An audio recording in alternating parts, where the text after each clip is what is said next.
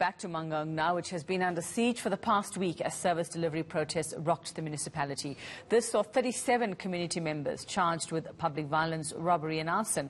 Well, today they will appear in court for a formal bail application. Linda Kulu is at court for us for that one. Linda, a very good morning to you. So let's just go back to what the arrests were, what these residents have actually been arrested for, and what we're expecting to happen today with 35 people expected in court.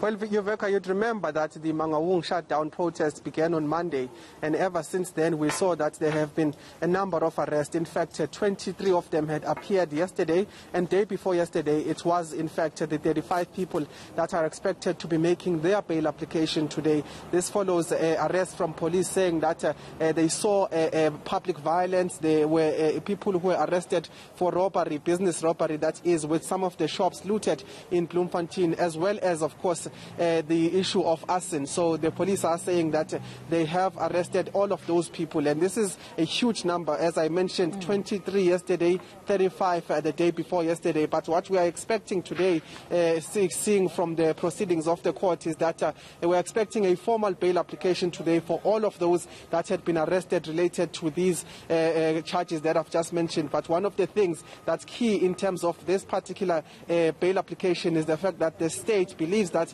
these are serious crimes, and they will in fact be opposing bail of all of those people that are arrested. But we saw we saw on Wednesday many of them that had appeared. They were in disbelief when they were told that in fact they will not be leaving. It seems as if many of them thought that they'd be given a warning and then be let go. But the state saying that they'll oppose bail, and in fact the magistrate saying that they will be remanded in custody until today for a formal bail application. We saw a lot of them reacting quite emotionally, some of them crying inside court. But we're expecting today for them to hear their fate after they make their bail application, in terms of whether they'll be let go or whether they'll remain in prison. Well, I suppose, yeah, if one has to look at just what happened, I mean, the looting of shops owned by foreign nationals also coming under attack there as well, one has to wonder then if letting them back into the community is going to lead to further incidents of this nature, Linda. And many people would probably argue, yes, you're protesting about certain issues. Was it necessary to do things or to attack people in that manner?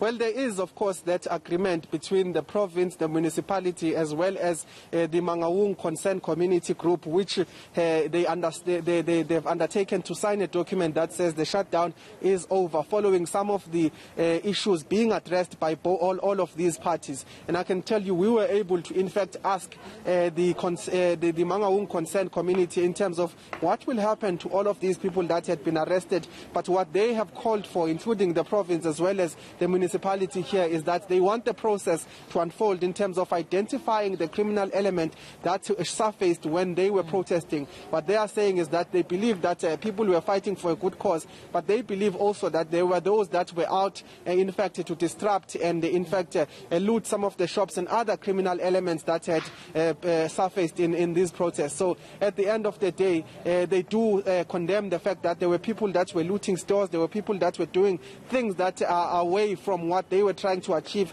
which is to call for attention to some of the problems they had, such as service delivery, as well as, of course, the employment of people, particularly the youth in Mangaung, in municipal activities and municipal contracts. But the group that is lobbying for the community has come out right to say that the law must take its course, and that those that had exercised criminal activity during some of the protests must be held to account. Oh, but Linda, while we have you, I mean, also in this entire saga, we had a teenager who was shot dead allegedly by a security guard as part of the protest. Just give us an update on what's happening with that particular case.